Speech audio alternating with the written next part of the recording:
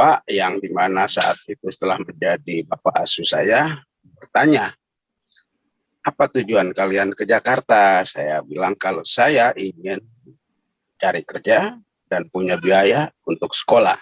Nah, langsung beliau, kita singkatkan aja ya, beliau bilang ingin sukses ada dua pegangan yang harus kamu patuhi dan konsisten, jujur dan tahu diri. Saat itu kata jujur untuk seorang anak muda kami umumnya mengerti tidak boleh berbohong dan sebagainya. Nah, tahu diri ini saya cerna bertahun-tahun sehingga sudah nikah pun saya masih merenung tahu diri itu apa ya gitu. Jadi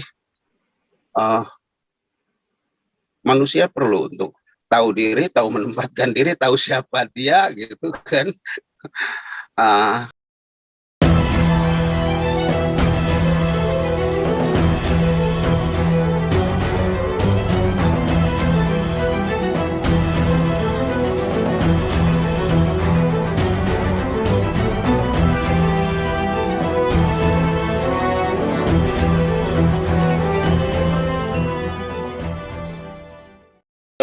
Selamat sore Bang John, salam sehat, salam sejahtera buat kita semua. Sore hari ini kita bertemu untuk kesekian kalinya Bang. Jadi terima kasih atas waktunya yang sangat berharga.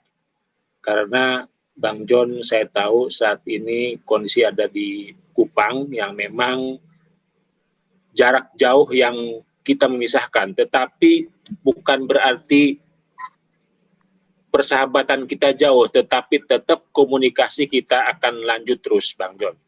Tetap kita akan dalam satu perjuangan, satu marwah perawat demi cita-cita bangsa kita, terutama NKRI. Baik, Bang John, kita langsung saja. Saya ingin ada beberapa pertanyaan, Bang John, sebelum pada substansi pokok permasalahan nanti pada ending yang kita akan bicarakan, karena ini baru episode pertama yang kita ketemu Bang John. Jadi ada hal-hal yang mungkin saya akan tanyakan terkait dengan perjalanan Bang John. Tentu ada hal-hal yang sudah pernah kita bicarakan yang sudah saya tanyakan terkait bagaimana sih Bang John mungkin bisa diceritakan sedikit atau mungkin banyak juga boleh tentang bagaimana sebetulnya sosok Bang John ini. Orang pada penasaran sebetulnya Bang John. Siapa sih sebetulnya Bang John ini kalau kita lihat dari perjalanan karirnya sampai ini ada semacam kejadian yang sangat fenomenal menurut saya. Yang memang orang semua akan penasaran. Tetapi sungguh luar biasa kalau kita lebih gali sesungguhnya siapa Bang John itu. Jadi mungkin bisa diceritakan Bang John mengenai pendidikan, ya, perjalanan karir dan pencapaian keperawatan. Ya, silakan Bang John. Mungkin Bang John bisa cerita bagaimana Bang John, bagaimana dari Kupang bisa mendarat di Pulau Jawa ini. Silakan Bang John.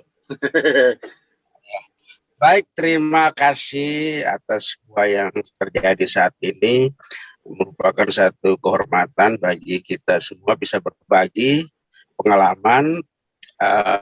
Kali ini siapa saya dan bagaimana saya sejak merantau dari Pulau Kupang demikian yang diinginkan sampai ke Jakarta. Nah, saat ini saya berada di Kupang, di tempat mana saya mulai memikirkan masa depan daripada saya keberadaannya sebagai anak nomor 6 dari 11 bersaudara, dan situasi itu membuat saya harus mengambil keputusan untuk maju terus apa yang ingin saya capai dalam pendidikan dan peran saya sebagai anak muda saat itu. Umur 17 tahun saya SMA kelas 2 dan saya berkeinginan untuk bisa sekolah terus. Namun saat itu melihat kondisi orang tua pensiunan polisi dengan 11 anak, 4 cucu di dalam satu atap, Tentu ini membutuhkan satu terobosan untuk apa namanya keluar dari permasalahan-permasalahan yang klasik lah, kalau orang bilang alasan ekonomi dan sebagainya, dan saya pikir tidak bisa saya jadikan alasan itu untuk terus apa namanya menimba ilmu. Nah, SMA kelas 2 tahun 82 saya ambil keputusan sepihak pribadi, tidak ada yang tahu, teman maupun keluarga. Saya merantau ke Jakarta melalui Surabaya. Itu pun langkah di mana saya jalan tanpa punya bekal apapun, termasuk 1 sen uang pun. Dan ya bulan Oktober saat itu, jadi kira-kira Juli, Agustus, September, baru berjalan 3 bulan tahun ajaran di kelas 2 SMA saat itu. Dan tiba di Jakarta, kami menumpang di rumah keluarga teman, dan pada malam itu, hari pertama, tepat jam 12 malam lebih sedikit, kami dibangunkan. Terus bapak yang dimana saat itu setelah menjadi bapak asuh saya bertanya, apa tujuan kalian ke Jakarta? Saya bilang kalau saya ingin cari kerja dan punya biaya untuk sekolah. Nah, langsung beliau, kita singkatkan aja ya, beliau bilang, ingin sukses ada 2 pegangan yang harus kamu patuhi dan konsisten, jujur dan tahu diri. Saat itu kata jujur untuk seorang anak muda, kami umumnya mengerti tidak boleh berbohong dan sebagainya. Nah, tahu diri ini saya cerna bertahun-tahun, sehingga sudah nikah pun saya masih merenung tahu diri itu apa ya gitu. Jadi manusia perlu untuk tahu diri, tahu menempatkan diri, tahu siapa dia gitu kan. Sehingga saya berhasil sekolah, singkat kata saya berhasil sekolah, tapi saat itu sekolahnya malam hari karena pagi dari jam 7 sampai jam 16 harus bekerja, dan pekerjaannya adalah sebagai kuli bangunan. Saya sehat saat itu, sangat sehat, dengan kondisi sebagai kuli sangat sehat, luar biasa. Pada tahun 2004 ada pengumuman dari Pemda DKI buka sekolah kedinasan untuk sekolah perawat kesehatan. Saat itu sekolah perawat kesehatan Kota Jakarta baru berjalan 1 tahun dengan angkatan pertama, jadi 1984 itu angkatan kedua. Oke, saya mencoba, dan itu melalui seorang bidan, di mana beliau, saya lihat kamu capek sebagai kuli, malam kerja, sekolah gitu kan. Nah, ini beliau bilang kamu coba tes. Dia bidan di rumah sakit Koja, Tanjung Priok. Tes, ikut daftar, tes, tulis, apa namanya, wawancara gitu kan.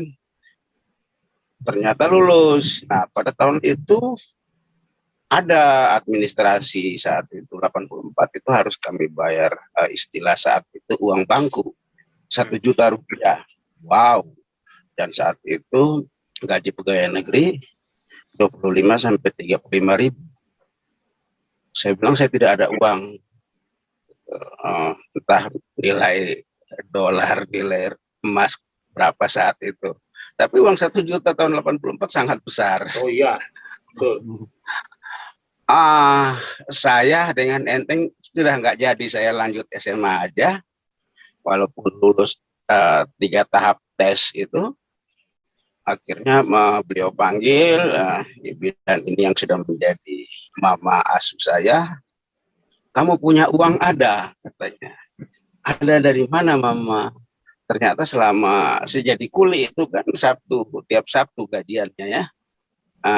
Jadi saya tidak tahu, belajar tahu diri, sebagian penghasilan saya kasih ke tempat yang saya tinggal ya. Tapi beliau tidak menggunakan. Ternyata uang itu dia kumpulkan dan banyak, lebih dari 1 juta. Oh, ini ada duit kamu. Waduh, saya shock itu, shock banget. Dan saat itu kaget. Wah, saya jadi perawat, saya orangnya jijik. Bunyi kentut aja saya nggak bisa makan. Bunyi orang kok untuk batuk gitu, batuk berdahak, apalagi saya tidak bisa makan sama sekali itu ya, begitu langsung buang makanannya. Dan itulah kondisi saya terkait jijian itu di tengah keluarga, dan keluarga tahu. Akhirnya kami bisa bersekolah, dan dalam sekolah itu tentu teman-teman yang tahun 80-an melalui SPK Ikatan Dinas itu tahu bahwa sekolah perawat itu tidak ada waktu untuk kita bisa cari uang. Dan saat itu sekolahnya dari tempat tinggal Jakarta Utara, kami sekolah di Jakarta Timur, Rumah Sakit Paru-Paru RSU Pasar Bo saat itu. Kami harus ngontrak. Saya juga harus makan. Jadi banyak bolosnya tuh sekolah.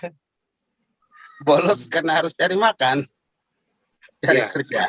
Karena uang sakunya 3 bulan, 6 bulan baru turun. Dan wow, zaman sekarang aja ada sunat-sunat, apalagi zaman itu ya. Jadi saya sering bolos. Nah, saat bolos itu saya kasih tahu sama direkturnya saat itu. Pak Direktur saat itu adalah salah satu perawat, seorang karyawan di Sudin Jakarta Timur dan Dinas Kesehatan, dan dialah satu-satunya nakes perawat yang menjadi public health nursing. Jadi perawat kesehatan masyarakat pertama Indonesia, Pak Kusmihadi. Pak Kusmihadi ini adalah bapak perawat kebanggaan saya yang mengambil keputusan sebagai pimpinan bahwa John, saya luluskan walaupun dia sering lulus, saya sering bolos gitu. Saya luluskan karena kita tahu sekolah itu 6 bulan pertama harus di drop out kalau tidak lulus, etika dan sebagainya. 6 bulan kedua pun demikian, dan saya dikatrol bahasanya oleh bapak ini. Dan saya harus tinggal di rumahnya dan ditrial habis. Nah, dia itu PHN-nya di Filipina dan Thailand dan Belanda, sehingga dia juga seorang dosen kesehatan masyarakat di Universitas Kedokteran UKI, sehingga kami belajar bersama mahasiswa SPK dan mahasiswa kedokteran UKI itu kami belajar bersama tentang health community, health komunitas. Dan kami kadang-kadang menjadi pembimbing, jadi tutor gitu, karena terkait aplikasi di lapangan itu kami dididik untuk mendirikan posyandu, mendidik kader-kader untuk posyandu. Kami juga sudah dididik untuk menjadi tenaga pelatih gawat darurat. Terus kami juga menjadi tim bencana, terutama di daerah-daerah banjir saat itu, dengan bekerjasama dengan pemerintah saat itu Kemenpora gitu ya. Jadi Bojonegoro itu banjir kami pernah dikirim sebagai mahasiswa SPK. Dan banyak lagi kegiatan-kegiatan ekstrakurikuler yang luar biasa, dan beliau senang sama pribadi saya yang suka melakukan hal-hal itu, sehingga dia membela saya untuk lulus. 87 kami selesai dan kami ada 10 orang. Katanya diambil yang terbaik untuk ambulan gawat darurat 118. Ambulan gawat darurat ini adalah di bawah pengelolaan Ikatan Ahli Bedah, Dokter Ahli Bedah DKI Jakarta, dan di bawah Yayasan Ambulan Gawat Darurat 118. Saat itu pimpinan tertingginya Dr. Aryono Pusponegoro, dan beliau kedokteran umumnya lulusnya dari Cekoslowakia. Beliau juga emergensi dan bedahnya juga di Chicago, Amerika Serikat gitu ya.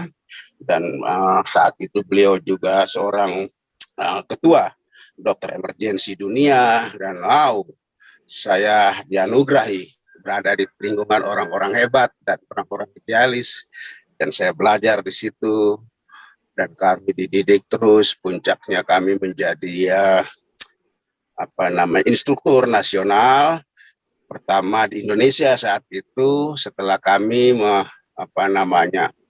mengadop sistem kursus advance trauma cardiac life support dengan modifikasi oleh dokter-dokter bedah dan para instruktur di AGD 118. Lahirlah modul dan paket materi untuk basic trauma support, dan saat itu kami harus meyakinkan pemerintah. Saat itu Direktorat Pelayanan Medik dan Gawat Darurat adalah Dr. Abdul Rojak, pemilik Yayasan Husni Tamrin, yang rumah sakitnya Husni Tamrin. Sekarang sudah jadi rumah sakit apa? Nah, yang di Salemba. Nah, meyakinkan dan rapat-rapat dengan pemerintah saat itu, beliau sangat sibuk, Prof. Aryono sangat sibuk, dan dia terbang kemana-mana, dan kami harus mewakili beliau untuk meyakinkan pemerintah bahwa modul paket kardiak dan trauma life support dengan basic ini harus menjadi satu kebijakan pemerintah. Nah, ya puji Tuhan, direspon oleh pemerintah dan menjadi sebuah kebijakan sekitar tahun 90-an, saya pikir, sebelum 98, di bawah 95 lah itu, dan sejak itu kami mulai repot tuh keliling Indonesia untuk mensosialisasikan, melatih perawat, dokter, awam khusus gitu ya, untuk mengerti tentang gawat darurat gitu. Sebagai awam, kami juga dibekali dengan kursus-kursus yang tidak ringan, dan kami juga harus melatih pas pampres, kopassus yang akan ke tim-tim, terus ajudan-ajudan menteri, terus perusahaan-perusahaan asing, dan pekerjaan-pekerjaan itu mendatangkan kesejahteraan bagi kami dan menjadi penopang bagi tenaga non PNS saat itu. Di Yayasan Ambulan itu 95%-nya non PNS. Jadi saat itu belum ada regulasi untuk memberikan honor pada non PNS, jadi kami yang cari. Kami harus bekerja berbulan-bulan di berbagai perusahaan, dan syukur bahwa itu berjalan dengan baik dan sejahtera. Saya pikir saat itu sangat sejahtera, dan perawat-perawat dimanapun yang tahu 118 saat itu, mereka pasti mengakui bahwa memang kami sangat sejahtera saat itu. Nilainya luar biasa, dan saat itu memang perawat terampil masih sangat langka. Nah, sebelum BPJLS dan ATLS itu kan programnya oleh Kanwil Kementerian Kesehatan DKI beserta dengan Dinas Kesehatan itu melakukan penyelenggaraan penanggulangan penderita gawat darurat PPGD. Itu lamanya 3 bulan. Nah, itu pesertanya dari seluruh Indonesia, ada swasta, ada karyawan pemerintah, dan itu campur. Dan biasa penyelenggaraannya kami itu di forensik RSCM, dan itulah cikal bakal di mana gawat darurat, pelatihan gawat darurat bagi awam khusus maupun perawat itu berkembang pesat, dan saya bersyukur saya berada di dalamnya. Salah satu melahirkan konsep-konsep dan kebijakan-kebijakan terkait pelatihan gawat darurat, dan terima kasih, syukur sekarang ini banyak sekali provider-provider yang terus mengembangkan menjadi perpanjangan tangan kami saat itu, karena itu cita-citanya Prof. Aryono punya cita-cita bahwa kami tidak akan sanggup untuk melatih seluruh Nusantara, sehingga beliau menginstruksikan kami untuk mencetak kader-kader instruktur dengan konsep-konsepnya sehingga mereka bisa melakukan di daerah-daerah gitu. Nah, terima kasih saat kesempatan ini saya ucapkan terima kasih bagi provider-provider yang terus menyebarkan ilmu gawat darurat khususnya bagi perawat, dan lakukan hal yang benar, jangan misalkan hal yang dibenarkan gitu, sudah menjadi berkah ya. Terus bagi Kolegium Ilmu Keperawatan Indonesia yang di dalamnya menjadi badan kelengkapan PPNI harus terus mengembangkan konsep-konsep keperawatan gawat darurat ini sehingga apa yang kami hasilkan dari PT JLS itu adalah konsep-konsep di mana lebih kepada peran pra rumah sakit. Peran di intra rumah sakit masih sangat perlu dikembangkan oleh para pakar ilmu keperawatan yang sekarang sudah luar biasa. Kami harus bersyukur bahwa perkembangan ilmu keperawatan, terus peningkatan SDM keperawatan yang sangat luar biasa ini agar bisa menjadi bagian daripada elemen bangsa Indonesia ini untuk membangun tatanan kesehatan nasional Indonesia menuju Indonesia Emas 2045 yang sebentar lagi, dan kita bisa berdiri sejajar dengan ilmu dan profesi keperawatan atau tenaga kesehatan dunia lainnya. Nah, ini menjadi tantangan intelektual muda keperawatan saat ini, dan kaum milenial keperawatan saat ini harus punya visi yang jauh ke depan bahwa pada tahun 2045 itu Indonesia masuk pada usia yang ke-100, di mana usia emas ini usia di mana diharapkan kita berdiri sejajar dengan bangsa-bangsa lain di dunia.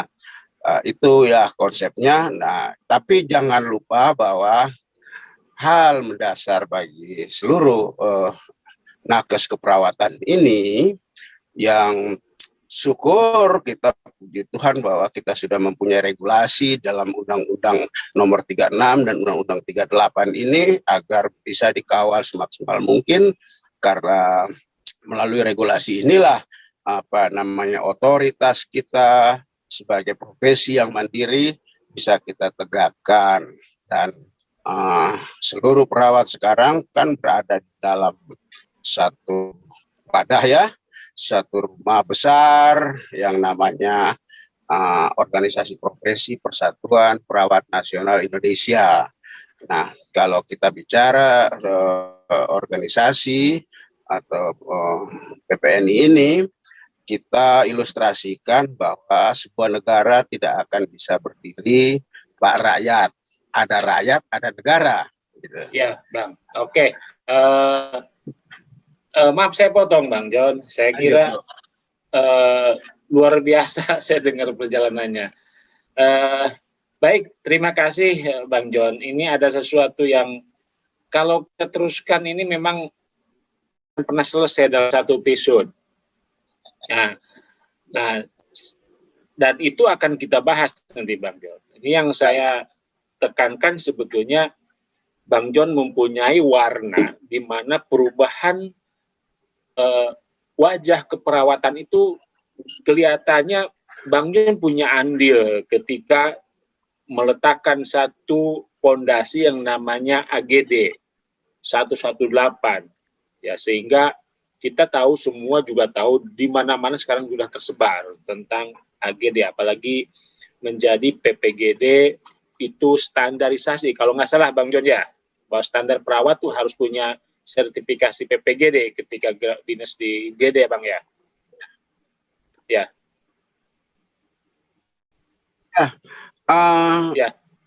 Ya begitu. Jadi warnanya yang ingin saya sampaikan di sini bahwa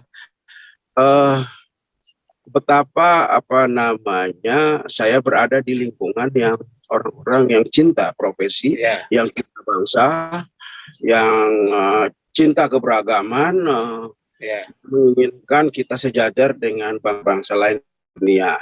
Itulah yang membuat saya melihat ke dalam introspeksi daripada profesi ini, sebagai bagian daripada anak bangsa ini yang berada dalam satu wadah PPNI, dan melihat perjalanan pengelolaan organisasi inilah yang membuat saya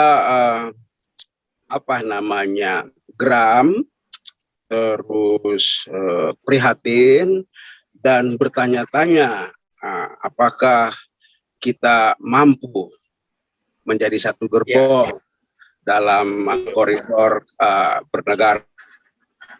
Betul. Menyongsong era-era global ke depan. Nah, jadi betul, Bang. Satu hal, Bang, apa kesulitan ketika Bang John menyamakan persepsi terkait dengan pendirian 118? Tentu kan banyak banyak perbedaan yang terkait dengan bagaimana Bang John ketika meletakkan satu fondasi perkumpulan 118. Adakah hambatan ketika saat itu? Kalau sekarang mungkin kita bicara lain dengan konsep yang dulu, Bang John. Jadi begitu banyak tadi Bang John bagaimana bisa melatih Pas Pampres, kemudian Pas Kopassus. Ini kan satu nilai yang bukan nilai tambah lagi. Plus Bang John. Nah, apa kesulitan ketika itu Bang John? Kesulitannya hanya pada kuantitas kami saat itu sangat sedikit, karena saat itu pimpinan Yayasan Ambulan itu di bawah himpunan Ikatan Ahli Muda Indonesia tidak kompromi dengan hal-hal yang abu-abu terkait kualitas, terkait moral, sehingga saat itu bagi yang tidak jujur sanksinya keluar. Jadi punya moto di mana orang bodoh bisa tapi orang tidak jujur yang melahirkan dia pun tidak bisa merubahnya. Itu prinsip ATD. Jadi prinsip yang di dalam motonya Muhammad Hatta juga demikian, bahwa orang bodoh bisa dilatih, orang tidak jujur tidak bisa dilatih. Nah, inilah yang kami dibina di situ, idealisme terhadap profesi, idealisme terhadap bangsa, terhadap moralitas, kejujuran dan sebagainya. Dan saat itu hampir tidak ada kesulitan karena hubungan dengan pemerintah sangat luar biasa, karena PPGD itu yang dilakukan oleh Kanwil Kesehatan dan Dinas Kesehatan itu tidak bisa berjalan tanpa kami di Yayasan 118, karena instrukturnya dan dokter perawatnya itu dari kami gitu. Nah, dengan begitu mereka mengenal kami, mengenal konsep-konsep konsep masa depannya untuk pelayanan kesehatan, SDM dan sebagainya, sehingga kami tidak memiliki kesulitan di saat kami mengajukan konsep-konsep untuk menjadi legal standing daripada konsep ini untuk diterapkan di dalam pelayanan kesehatan, sehingga saat itu ya orang pergi haji, orang naik pangkat, orang mau berbagai hal itu sudah harus dengan sertifikat PPGD atau BTJLS sekarang ini. Nah, itulah yang mengantarkan kami dikenal baik oleh pemerintah, oleh lembaga-lembaga lain, sehingga saat kami mengusulkan berbagai konsep program untuk skala nasional, tidak sulit gitu, tidak sulit, dan cepat sekali direspon sampai tingkat kepresidenan, sehingga saat tahun 95 mungkin itu lupa, kami menjadi bagian daripada Pas Pampres di tim kesehatan untuk menjaga RI 1 itu Dan itulah saya pribadi uh, sangat bersyukur karena saya melihat itu merupakan satu nilai pengabdian tertinggi saya pada bangsa negara untuk menjadi perawat kepresidenan saat itu. Dan uh, itu semua oleh karunia dan anugerah Tuhan, bukan oleh karena kemampuan kekuatan kami saat itu luar biasa. Dan 98 RI 1 lengser di dalam gerakan revolusioner reformasi. Nah, kami kembali lagi dan saya mengambil sikap untuk melaksanakan janji saya terhadap rakyat DKI untuk terus menjadi abdi negara di Pemda DKI karena sekolah kedinasan dibiayai oleh uang rakyat. Saya tidak bisa terus di 118. Saya harus berkarir dalam instansi pemerintahan. Saya pindah ke Pasar Rebo tahun 98 dan tahun 2000 saya ikut Munas pertama kali, dan itu tahun 2000 itu Munas di mana saya sebut sebagai reformasi PPNI kedua, karena yang pertama 74 itu fusi, di mana kelompok-kelompok perawat itu menjadi satu, menjadi PPNI, terus dipimpin oleh SDM yang saat itu memang belum ada perkembangan ilmu keperawatan, terus pendidikan tinggi keperawatan juga akper paling tinggi dan masih ini jarang gitu, dan dipimpin oleh teman-teman perawat yang terus berkarir di jalur pendidikan kesehatan menjadi sarjana kesehatan masyarakat dan lain-lain. Dan kami bersyukur, terima kasih pada mereka, dan mereka lah yang mengelola organisasi PPNI dari 74 sampai tahun 2000 itu.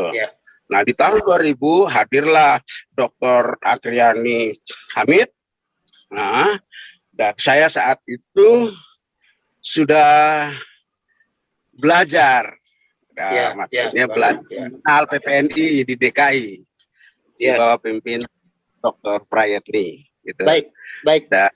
Bang John, sebelum kita ke sosok yang lain, saya lebih cenderung membicarakan sosok Bang John saat itu. Jadi saya sangat tertarik dengan Bang John. Jadi kesulitan tentu saat itu tidak ada ya. Artinya bisa dijalani dengan begitu mudahnya karena memang koordinasinya, kemudian kerjasamanya, lalu saling hormat menghormati, jujur, dan tentu itu dibangun oleh kebersamaan dalam hal keperawatan. Jadi saya mau tekankan begini Pak Ketua, saya mau ini tekankan bahwa di PPNI itu ada struktur hubungan antar lembaga dan instansi. Nah, tidak bisa orang itu melakukan hubungan dan ada care, ada saling mengerti, ada saling mendukung kalau dia tidak mengenal. Nah, saat itu kami sudah dikenal gitu ya. Justru itulah kuncinya ketika saat itu sosok Bang John memberikan satu warna sehingga penetrasi Bang John di lingkup itu menjadi diterima. Kira-kira ada berapa perawat waktu itu Bang John mendeklarasikan, ya istilahnya mendeklarasikan lah, kalau saya sering bicara mendeklarasikan momen 118 ya, boleh dikatakan seperti itu, karena saat itu mungkin baru perdana ya Bang John. Kira-kira ada berapa perawat sebetulnya satu yang mungkin boleh dikatakan secara alam tersaring menurut saya mungkin ya Bang? Tidak sampai 100 di Yayasan AGN itu, tidak sampai 100, dan yang tidak sampai 100 itu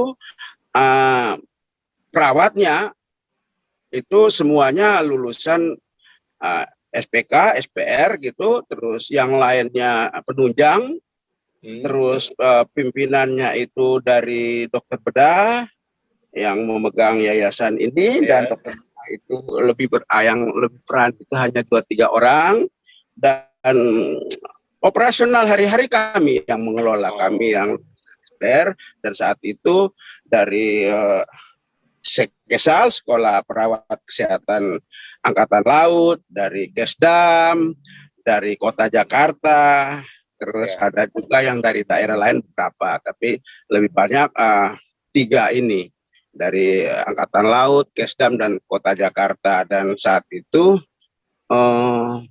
yang motornya itu tidak lebih dari 10 gitu. Tidak lebih 10 karena saat itu hanya 3 bidang di situ, ada operasional, yang di bawahnya ada logistik, terus ada diklat dan ada bagian administrasi, hanya itu. Dan luar biasa di situ dengan organisasi yang ramping itu dan SDM yang tidak sembarang. Kami melaju dengan baik, AGD sektor 8, dan sangat luar biasa. Saya terbentuk jadi perawat dengan karakter sekarang ini. Itu adalah bekal yang saya terima di tempat di saat SPK 3 tahun bersama Bapak Kusmiadi yang lulusan luar negeri, Belanda, Filipina, Thailand, terus Prof. Aryono juga demikian. Dan mereka orang-orang yang wow, menurut saya luar biasa. Kalau tidak demikian mungkin setengah dewa kali saya bilang ya.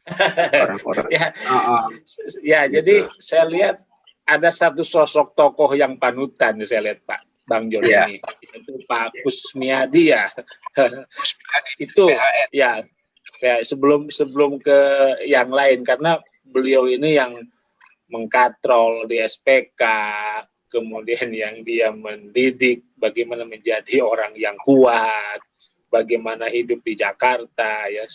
Dan saya kira memang semua orang punya pengalaman yang luar biasa terhadap seseorang ya. Testimoninya memang mungkin berbeda, tetapi nuansanya sama ketika saya juga ada punya sosok yang dibanggakan ketika saya sekolah atau berhasil dalam mencapai sesuatu, terutama cita-cita. Baik Bang Jon, saya kira ini luar biasa, kalau diceritakan ini tidak akan pernah habis. Dan karena saya tahu bagaimana perjalanan dari Kupang, mungkin naik kapal laut, terus bagaimana bagaimana makan di kapal laut, bagaimana berapa harinya. Ini ini pasti nggak kebayang. Mau cerita itu malu. Iya. Takut nangis. Iya, itu saya tahu itu perjalanan. Saya juga ngalamin dulu pernah di Irian Jaya. Nah, ini yang menjadi saya kira contoh jiwa perawat, terutama ya sosok perawat masa dulu dan masa sekarang. Dan ini yang sekarang ini memang kalau boleh dibilang sedikit kekuatannya luntur mungkin ya Pak. Jadi saya berharap dalam momen ini, testimoni ini memberikan inspirasi kepada teman-teman yang muda, sehingga kita semua tahu bahwa satu perjuangan kita adalah menegakkan marwah perawat. Tentu saya kira tadi perjalanan Bang Jon mulai dari karir sampai pencapaian satu karir keperawatannya sungguh ada titik terang. Saya bisa melihat dari bahasanya, mulai bisa bagaimana perjalanannya. Jadi hal ini saya sampaikan ke teman-teman bahwa perjuangan itu perlu pengorbanan, dan pengorbanan itu perlu kalau ibaratnya berdarah-darah, dan inilah yang dialami oleh rekan kita Bang Jon. Dan mungkin Bang Jon, saya ucapan terima kasih episode yang hari ini. Jadi rekan-rekan, inilah sosok Bang Jon, bagaimana company profile, bagaimana sosok Bang Jon yang sebetulnya low profile. Sekarang saat ini beliau ada di NTT, Kupang, yang sekarang sedang mencoba untuk bersama merawat ibunya. Kita semua semoga mendoakan, semoga ibunda sehat, dan Bang Jon juga mempunyai inspirasi bagi kami yang memang di Jakarta ini perlu ini Bang, perlu apa namanya pencerahan lah ibaratnya Bang Jon, pencerahan atau perlu ibaratnya kalau HP itu dicas, listrik itu dicas Bang. Jadi listrik itu udah ibaratnya sudah ya 20% ini perlu gitu, perlu dicas supaya jadi 100%. gitu Bang. Jadi jangan bosan-bosan Bang John pada sesi ini. Mungkin ada pesan khusus Bang John sebelum saya tutup ini. Bagaimana trik menjadi seorang perawat yang sukses? Trik nih, bagaimana supaya apa ya? Sehingga perjalanan karir Bang John menjadi kita menjadi melihat lah Bang. Ya. Jangan berhenti untuk terus mencintai profesi ini. Dan rawatlah rumah yang kita huni saat ini, yaitu PPNI yang kita cintai, sehingga bisa menjadi rumah yang merupakan atau kamar daripada tatanan kebangsaan ini untuk turut membangun kesehatan nasional Indonesia. Terus berjuang jadi perawat tangguh, sebagaimana moto atau di UHUD PPNI yang lalu. Terus cintai profesi ini. Ya. Baik, jadi intinya mencintai profesi apapun yang terjadi, karena konsekuensi hidup itu menjadi pilihan kita menjadi perawat. Baik, terima kasih Bang John, inspirasi yang luar biasa. Pada teman-teman jangan lupa ya untuk menonton terus video-video kami yang nanti mungkin berikutnya akan kami tayangkan. Ini baru sesi pertama, teman-teman. Jadi kalau kita bahas ini tidak akan pernah habis. Ya, terima kasih Bang John pada sore hari ini, sehingga kita bisa berkomunikasi walaupun jauh di mata, tetapi dekat di hati.